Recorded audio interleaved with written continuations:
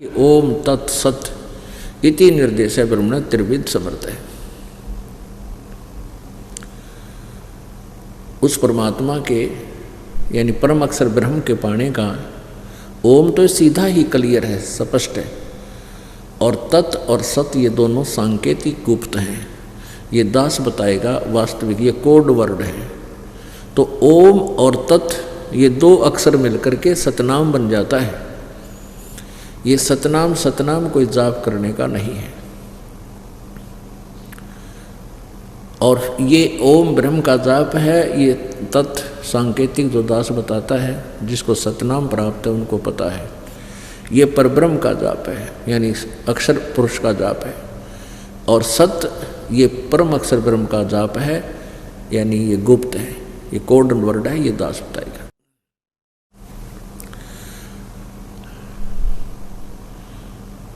हमने उस परमात्मा को पाना है, मूर्ति से कोई लाभ नहीं होगा। हमने उस परमात्मा को पाना है जिसकी हम खोज कर रहे हैं, जिससे हमें पूर्ण लाभ होगा।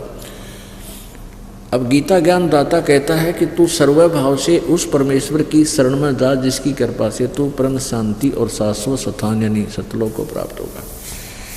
हमारे को इन लोगों ने इतना भ्रमित कर दिया कि हमने किसी ने कुछ भी बता दिया, उसी को गॉड मान लिया और हम वहीं पर अपना जीवन बर्बाद करके चले गए।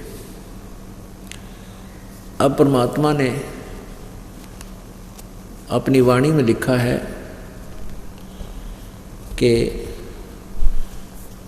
जो ज्ञान, जैसे वेदों का ज्ञान है, पुराणों का ज्ञान है, ये भी ज्ञान है, लेकिन गीता जी अध्याय नंबर 4 के श्लोक नंबर 32 में कहा कि जो यथार्थ ज्ञान है धार्मिक अनुष्ठानों का, यज्ञों का, विस्तार के साथ सच्चिदानंद घन ब्रह्म की वाणी में, यानी ब्रह्मणे मुखे सच्चिदानंद घन ब्रह्म की वाणी में विस्तार से कहा गया है। और उस ज्ञान के समझने के बाद सर्व कर्म बंधन, सभी बंधनों से तू मुक्त हो जाएगा।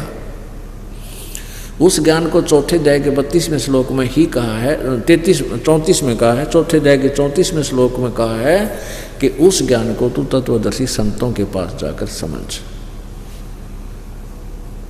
कहने का भाव ये है कि जो ज्ञान सच्चिदानंद घन ब्रह्म की वाणी में है वो वेदों और गीता में नहीं है, पुराणों में तो मतलब है नहीं।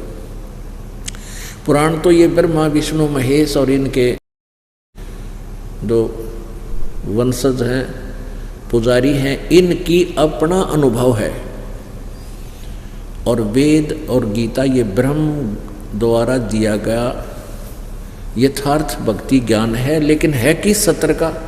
ये ब्रह्म तक की तो भक्ति है इसमें, और ज्ञान पूर्ण परमात्मा का भी है।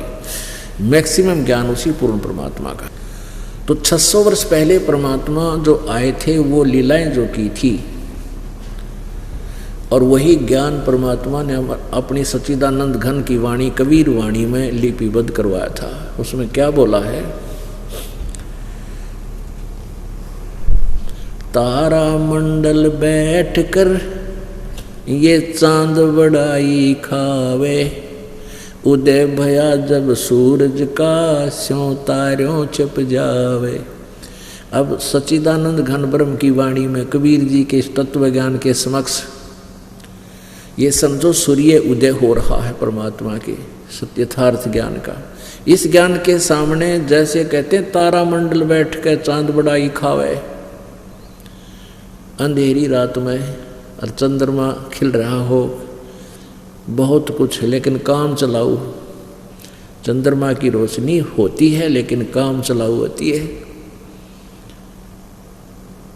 और वो तारामंडल यानी तारों से ज़्यादा चमकीला होने के कारण वो अधिक महिमावान होता है। और जब सूर्य निकल जाता है तो न तारे दिखाई देते और न चंद्रमा दिखाई देता। तो तत्व ज्ञान जब आपके समझ में आ जाएगा, आपको फिर वेदों और गीता जी की आवश्यकता नहीं रहेगी। अब वेदों और गीता जी की आवश्यकता और पुराणों की हमें इसलिए है कि हम तत्व ज्ञान को समझ सकेंगे इनसे। और जब हमें तत्व ज्ञान यानी सूक्ष्म वेद का ज्ञान हो जाएगा, पांचवें ज्ञान का, फिर तो सूर्य उदय हो जाएगा। फिर किसी प्रकार का आध्यात्मिक अज्ञान आपके हृदय में नहीं रहेगा। अब प्रसंग चल रहा है कि हम परमात्मा की खोज किस लिए कर रहे थे। कोई तो दुख निवारण के लिए, और कोई किसी कारण के लिए, कोई किसी कारण के लिए, लेकिन वो कष्ट भी निवारण हमारे नहीं हुए। अब परमात्मा हमें आकर के याद दिलाते हैं कि जिस लोक में तुम सुख ढूंढना चाहते हो, यहाँ सुख है ही नहीं। पुण्यात्मा, परमात्मा की एक एक वाणी का बहुत गहरा रहस्य है, बहुत गुप्त गूढ़ रहस्य है। और आप जी बिल्कुल बालक हो, जैसे 2-3 वर्ष का बालक होया करे, 2-3 के वर्ष के बाल जैसे आप हमारे बच्चे हो गए। दो प्रकार की जो ना परिवार होता है। एक तो बिंद से, माता पिता के संयोग से वो परिवार है, वो भाई बहन है, वो संतान है, बेटा बेटी है। और दूसरा परिवार होता है वचन से, शब्द से, नाद से, एक बिंद से, एक नाद से। तो आप जी हमारे पुत्र हो, पुत्री हो, नाद से वचन के, यानी उपदेश ले लिया। उपदेश लेने से आप हमारे बच्चे बन गए, हमारे बालक हो गए, हमारा परिवार बन गया। तो कहते हैं आप अभी इस भक्ति मार्ग में जन्म आपका उस दिन है जिस दिन आपने नाम लिया। तो आप कोई 6 महीने का है, कोई 2 महीने का, कोई 2 वर्ष का। और जो हो गए इस क्रोथा कांड से पहले जो थे वो तो हमारे, जो तभी नाम लिया था वो तो अभी बालक ही हैं, लेकिन उससे पहले जो थे वो तो काफ़ी समझते हैं इस ज्ञान को। तो कोई 2 वर्ष का है, कोई 3 वर्ष का है, और कोई 4 वर्ष का है। तो आप जी को अभी कंप्लीट नॉलेज नहीं हो पाया है, आप मैच्योर नहीं हो, आपके विचार अभी बालक हो, लेकिन आप हमारे बच्चे होने के कारण इस दास के द्वारा दिए गए ज्ञान में आपको कोई शंका नहीं, लेकिन आपकी बुद्धि ग्रहण नहीं कर पा रही है, जो दास बताना चाहता है। जैसे एक छोटे से बालक ने, माता पिता कहते हैं कि ले बेटा वो पेन लिया, वो पेन उठा लेता है, जैसे कहीं रखा हो पेन उठा लिया, और उससे अपने पिता से पूछता है कि पिताजी, पापा ये क्या है? तो वो बताता है बेटा पेन है, कलम है, ये कलम है, पेन है, ये पेन है, वो करता करता और उसको वहीं रख कर चला जाता है, खेलने लग जाता है। उसको ही उसको समझ में नहीं आ रहा है कि पिताजी कहना कैसा रहा है, वो प्रसन्न भी कर रहा है।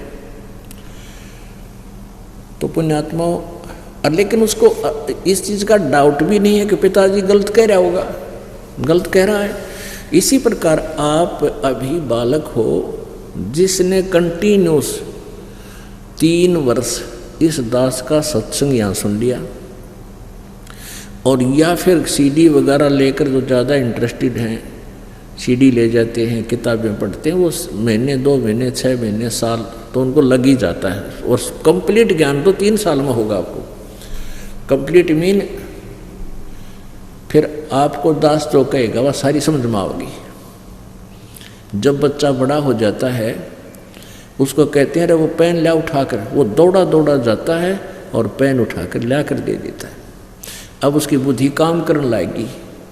तो ऐसे ही पुण्यात्मा आप बालक हो और 3 साल, क्योंकि इतना अज्ञान फैला रखा, 9 मन सूत उलझा रखा था इन अज्ञानियों ने। अब ये सुलझ गया, अब धीरे धीरे आपकी समझ में आओगा। तो 3 वर्ष कंटिन्यूस आप सत्संग सुनते रहोगे, भक्ति करते रहोगे, तब तक तुम्हारी या खत्म होगी, यानी दास जो बताना चाहता है उसको तब तो तुम स्वीकार करने लगोगे। कहाँ साची कहें, क्या कहें? झूठे सुख को सुख कहे, झूठे सुख को सुख कहे, ये मान रया मन मोदे, ये सकल चबीना काल का भाई, कुछ मुख में कुछ गोदे। इस झूठे सुख न सुख कहे। कौन कौन से सुख को भाई? सुरपति दुखिया भूपति दुखिया, रंक दुखी बपरीती हो। सुरपति दुखिया भूपति दुखिया, रंक दुखी बपरीती हो। कहें कबीर और से भी दुखिया, एक संत सुखी मन जीती हो। संत सुखी मन जीती हो, तंदर सुखिया कोई न देखा।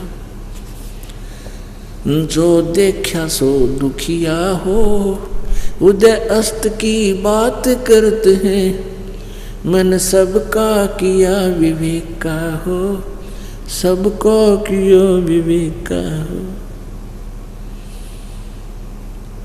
अब क्या बताते हैं? सुरपति दुखिया और भूपति दुखिया, रंक दुखी बपरीती हो। सुरपति यानी स्वर्ग का राजा, देवताओं का मालिक इंद्र भी दुखी।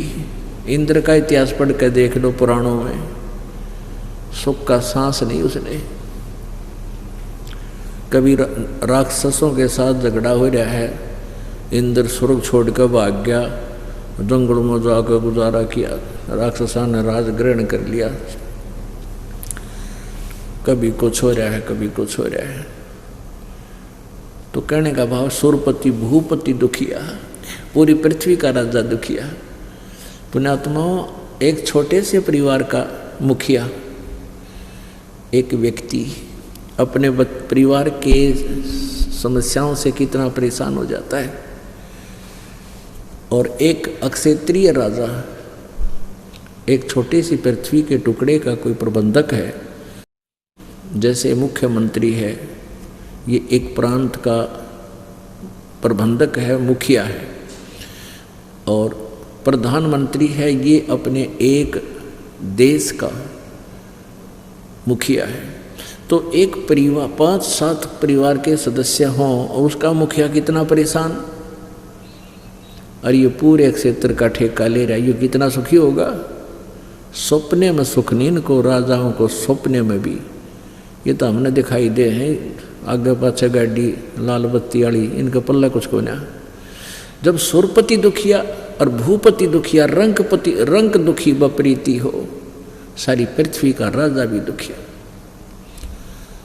और रंक यानी गरीब तो स्वाभाविक दुखी, उसका तो है ही कष्ट। लेकिन जिनके पास परमात्मा की सत भक्ति है,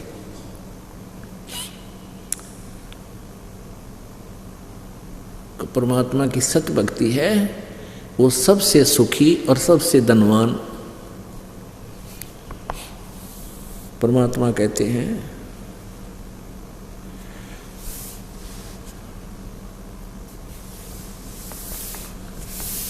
कबीर सब जग निर्धना,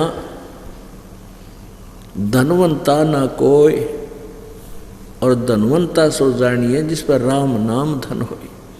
तो आप जी चाहे कितने निर्धन हो और किसी भी जाति मजहब से आप संबंध रखते हो, चाहे आप कितने ही धनवान यानी पैसे वाले हो और आप भक्ति ठीक कर नहीं रहे हो, तो आप निर्धन हो। वो अरबपति भी निर्धन है, खरबपति भी निर्धन है। और निर्धन तो वैसे भी मतलब माया से भी निर्धन तो है ही निर्धन, लेकिन जिसके पास राम नाम है, वो चाहे अरबपति है, खरबपति है, चाहे कंगाल है, वो वास्तव में धनवान है। तो कहने का भाव ये है कि हमारे पास ये धन होना चाहिए जो परमात्मा की भक्ति वाला, बाकी ये धन अपना नहीं है। बहुत से प्रमाण आपके सामने हैं, बहुत से प्रमाण है आपके सामने। हमारे इसी जीवन में बहुत से प्रमाण आप देख सकते हो। एक बहुत बड़ा इंडस्ट्रियल था, बहुत बड़ा धनवान, फैक्ट्री ला रहा था और फिर मंत्री भी बन गया था, पैसे की कोई कमी नहीं थी। एक पलक में एक्सीडेंट हो गया और यहीं छोड़ कर चला गया सब कुछ। मंत्री, प्रधानमंत्री, ये भी एक पल में शरीर त्याग जाते हैं, दुर्घटना या किसी भी कारण से, एक्सीडेंट से, स्वाभाविक मृत्यु से। तो परमात्मा कहते हैं कि सुरपति दुखिया भूपति दुखिया, रंग दुखी बपरीती हो, कहे कबीर और सब दुखिया, एक संत सुखी मन जीती।